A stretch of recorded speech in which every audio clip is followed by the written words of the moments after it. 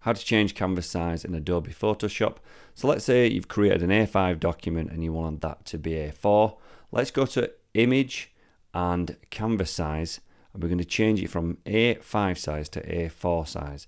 So in width, we're going to do 210, and in height, we're going to do 297. We're going to click OK. Now you can see that there's this box all the way around the outside and this box in the middle. That's because we've changed the canvas size, not the image size. So let's just try that on an image. So we take this image here and we want to change the canvas size. We're going to make it bigger. So let's say we're going to like double it in size. So let's do 1200 or 12,000 by 8,000 pixels. We press OK. And as you can see, the canvas size has changed, but the image size has not. In reverse, if we were going to change the canvas size down, so let's say we're going to change it down to 3,000 by 2,000, the canvas size is going to shrink, but the image is not going to shrink. So it's going to cut off part of the image. So it's now just cropped the image in like that.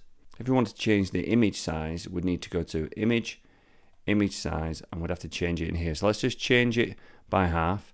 So we've got 105 in the top box, and the resolution has actually changed as well. So let's put resample 72, and we'll press OK.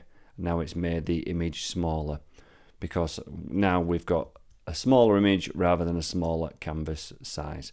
So that's how to change the canvas size in Adobe Photoshop. Hope you got something out of the video. Consider subscribing, and I will see you in another video. Thanks for watching.